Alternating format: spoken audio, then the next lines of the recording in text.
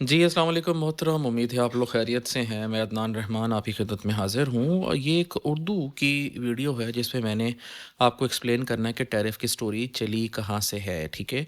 कल तक हमारे पास जो ट्रंप की तरफ से टैरिफ की अपडेट्स थीं, वो थीं कि जनाब ट्रंप ने ये एक बात की थी कि जनाब मैं इम्पोज़ करूँगा कनाडा के ऊपर और मेक्सिको के ऊपर तकरीबन 25% का टैरिफ, ठीक है? ये कल की खबर थी, रात को जो हम पाकिस्तान में जब रात का टाइम था तभी आया था, ठीक है?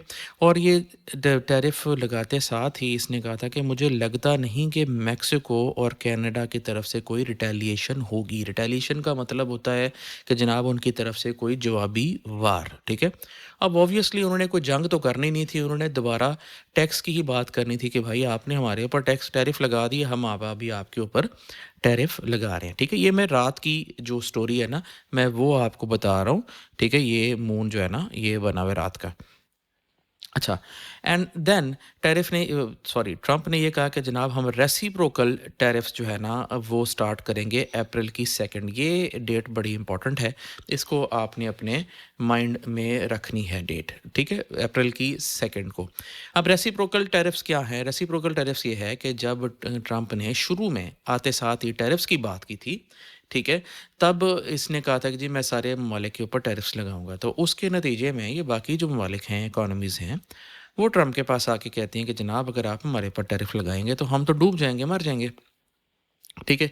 तो फिर ट्रंप ने कहा कि चलो ठीक है, आपने भी तो हमारे ऊपर लगाया हुआ टैरिफ। तो इस चीज़ को सॉल्व करने के लिए जैसे कि ट्रंप ने इंडिया को ऑप्शन दी है, ट्रंप ने कहा कि जनाब चलें जितना टैक्स आप हमारे ऊपर लगाएँगे, टैक्स या टैरिफ एक ही बात है, तो उतना ही हम आपके ऊपर लगाएँगे। ठीक है? तो इसे कहते हैं जी रेसिप्रोकल टैरिफ्स, ठीक है? अब ये रेसिप्रोकल टैरिफ को बार-बार जो है ना वो पोस्टपोन किया जा रहा था, वेट करिए किया जा रहा था।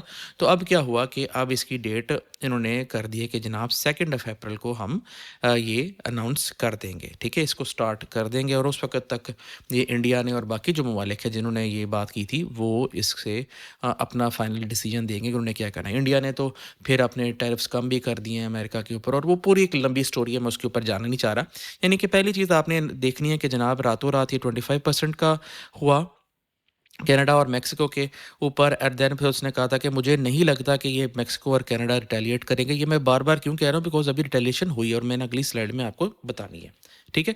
उसके बाद रेसिप्रोकल टैरिफ्स की बात आई, ठीक है? कि अप्रैल की 2nd को ये स्टार्ट होना है, ये दिमाग में रखना है। देन हमारे पास ये आया कि जनाब के जो चाइना के ऊपर पहले 10% का जो टैरिफ लगता था, इसको डबल करके 20% कर दिया है। ठीक है?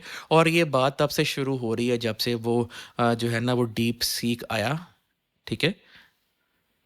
डीप सीक आया चाइना की तरफ से जो कंपेटिटर रहा चैट जीपीटी का और बहुत ही कम कॉस्ट में जो है ना जितनी उसकी चैट जीपीटी वगैरह की रनिंग कॉस्ट है उसमें पूरा वो बन भी गया, ठीक है?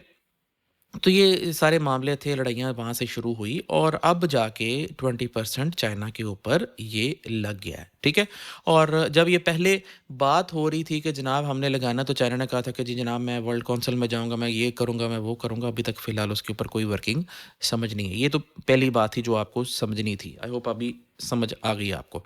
इसके बाद क्या होता है जनाब, इसके बाद हम देखते हैं कि अब क्या हुआ रातों-रात को कि जनाब ये तो टैरिफ इम्प्लाई हो गए, ये हमने देख लिया टैरिफ इम्प्लाई हो गए।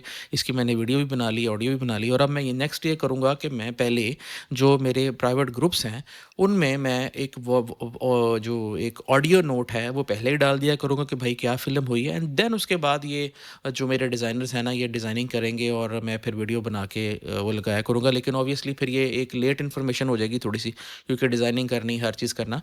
लेकिन मैं ऑडियो वाले पहले ही जो है ना नोट्स अपने ग्रुप्स में दे दिया करूँगा। तो जिसने फंडामेंटल्स पहले ही इन टाइम देखने हैं तो फिर वो मेरे ग्रुप जॉइन कर लें, ओके? शर्त सिर्फ़ वही है आईबी के अंदर आपने आना पड़ता है आपको और कुछ नहीं।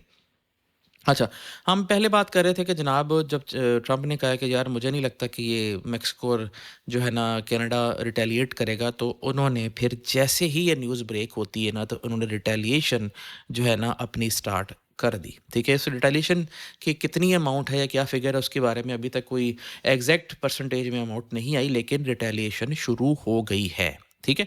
अब मैं इसको चार्ट पे भी आपको दिखाऊँगा।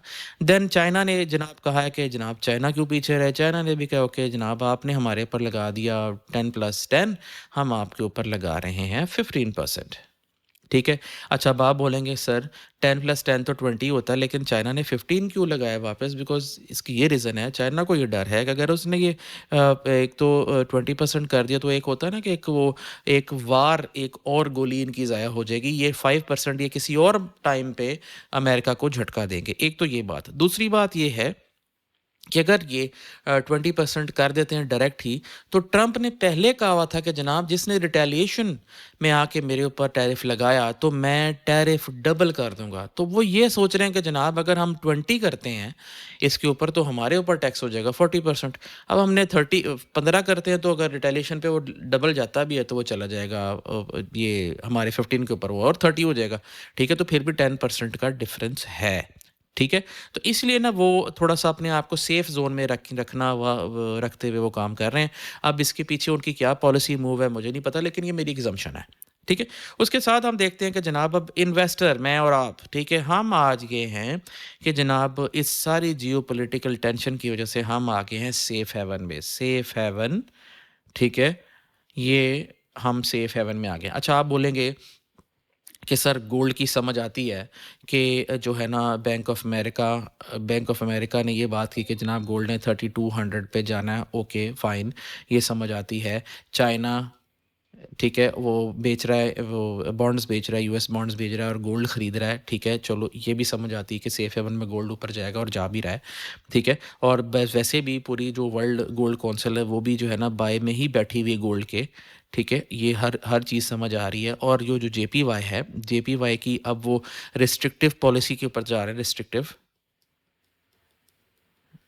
रिस्ट्रिक्टिव मीन्स के वो हॉक ही रहना चाह रहे हैं या इंटरेस्ट रेट हाई ही रखेंगे। ये सारी चीज़ें तो समझ आ रही है। एक हमारे पास सेफ हेवन है, वो है स्विसी, ठीक है? इसके बारे में सर आप क्यों नहीं कह रहे? इसके बारे में इसलिए मैं क्यों नहीं कह रहा बिकॉज़ ये डायरेक्टली या इनडायरेक्टली इंडल्ज्ड है यूरोप के साथ और यूरोप के अंदर बहुत प्रॉब्लम्स अभी हैं, ठीक है? दूसरी बात है कि स्विसी जो है ना अपना रेट कट करने के चक्करों में है, ठीक है? उसने रेट कट करना है, ये स्माइली नहीं मैंने बनाया, ये वो डाउन वाला एरो है, ठीक है? ओके? तो वो रेट कट करने के चक्करों में तो इसलिए इसके ऊपर इतना फ़ोकस नहीं हो रहा जितना कि इन दोनों के ऊपर जो है ना वो हो रहा है। Keep this in mind. ये थी फंडामेंटल पिक्चर। अच्छा अब इस फंडामेंटल पिक्चर को ख़त्म करके हम आते हैं इसकी टेक्निकल पिक्चर के ऊपर। ठीक है, ये हमारे पास जी यूएसडी कैड है और अगर आप यहाँ पर देखें तो ये एक हमारे पास रेजिस्टेंस एरिया था जो कि अभी सपोर्ट बन गई है। ये प्रीवियस रेजिस्टेंस था और अब ये करंट सपोर्ट जो है ना बन गई है, ठीक है। और यहाँ पर आप देखें एक छोटा सा वीएसए का नो सप्लाई वाला सिस्टम भी बना हुआ है जो कि ऑब्वियसली यहाँ पर हो गया है। ओके, मैं इसको थोड़ा सा जूम इन करता हूँ, ठीक है। हाँ जी, अब आपको बेहतर तरीके से शायद समझ आ जाए, ये इसकी मैं बात कर रहा था ओवर हियर। अब हमारे सामने यहाँ पर आया हुआ है गैप, ठीक है? अब गैप कहाँ-कहाँ पर आया हुआ है? एक तो यहाँ पर ये है और ये बेसिकली यहाँ पर ये वाला गैप हमारे पास आया और मार्केट इसी चीज़ को आके कैप्चर कर रही है कि ये रेजिस्टेंस है और ये वाली करंट सपोर्ट है। ये वाला है हमारे पास नो सप्लाई, ठीक है, नो सप्लाई। अब हमारे पास क्या होगा, ये जो बुलिश मूवमेंट है जो ऊपर गई है, ठीक है, यहाँ से पूरी बुलिश मूवमेंट जो ऊपर गई है, इसकी रिट्रेसमेंट जो हम इस लेवल में आते हैं ना, तकरीबन यहाँ पर जो नो सप्लाई जो यहाँ पर मिली है, ये लेवल इसका बन रहा है तकरीबन 61%। ये अपने चार्ट पे आप जाके देख लेना। So what happens now is कि ये जब ये आई है टैरिफ की न्यूज़ तो ये मार्केट ऊपर भागी। ठीक है, उसके बाद ये डाउनवर्ड जो मूवमेंट आई है, ये उस न्यूज़ के ऊपर आई है कि जब ये कनाडा ने कहा कि जनाब हम इतना वो रिटेलिएशन वाला अपनी जो अमाउंट है वो लगाते हैं, ठीक है? जी, अब चूँकि कनाडा की तरफ से रिटेलिएशन की फिगर्स कन्फर्म नहीं है, इसलिए ये रेंज में फँस गई है, ठीक है? जब ये फिगर्स कन्फर्म होगी, अगर फिगर स्ट्रॉन्ग हुई, देन मार्केट नीचे आके इस लेवल पे आके अपना टेस्ट दे सकती है, बशर्ते कि इसको भी ब्रेक करे। ठीक है? अगर ऐसे होता है तो मार्केट इस लेवल पे आके फिर ऊपर जा सकती है, बिकॉज़ टेक्निकली भी आपको पता है ये एक स्ट्रॉन्ग किस्म का फिर सिनेरियो बनता है। फ़िलहाल अभी यहाँ पर मार्केट इसलिए फँसी बिकॉज़ कोई क्लियर पिक्चर मौजूद नहीं है, और ये क्लियर पिक्चर कब मौजूद होगी?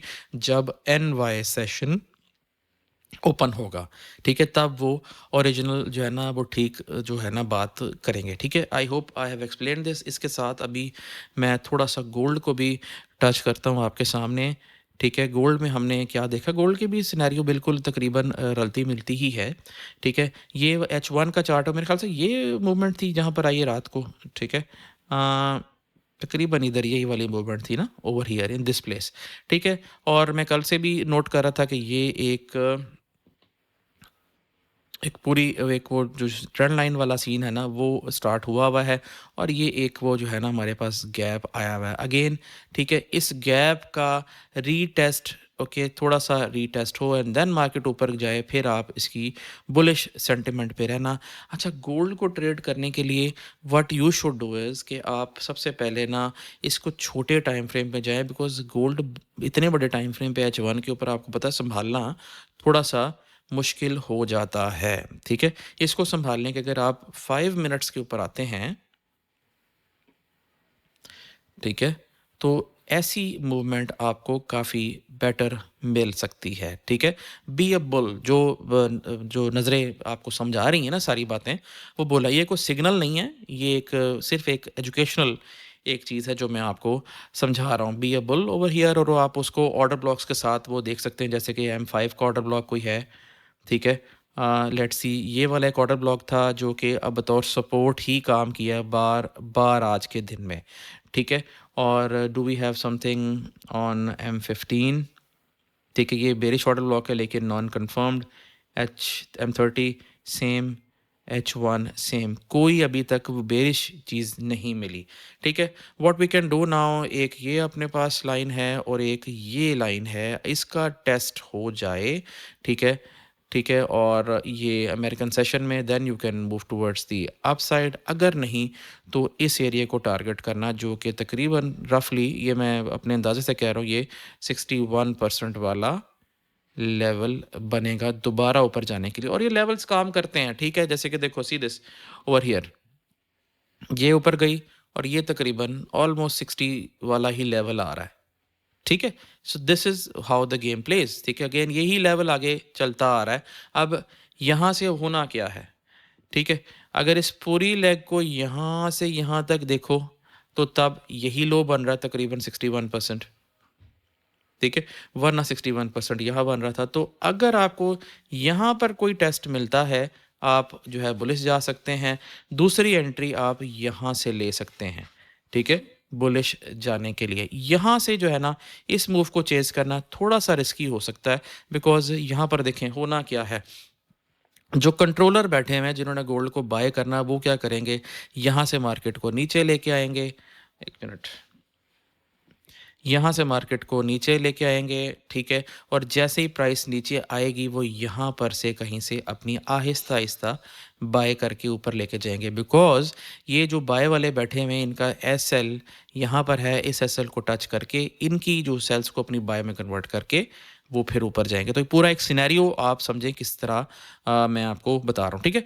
ये चीज़ है। अब ये डिटेल्ड एक पूरा सिस्टम है, अगर आप लोगों को चाहिए तो मुझे बता दीजिएगा, आईबी रिक्वायरमेंट है बस, और इंशाल्लाह फिर दोबारा मैं आपके सामने हाज़िर हो रहा हूँ। जहाँ पर आप वीडियो देख रहे हैं, अब इसको नीचे कमेंट करें, कोई क्वेश्चन हो तो मुझे बताएँ, मैं उसका आंसर लाज़मी दूँगा। ठीक है? बहुत शुक्रिया, अपना ख़्याल रखिएगा। फ़ी अमानिल्लाह। अस्सलाम वालेकुम।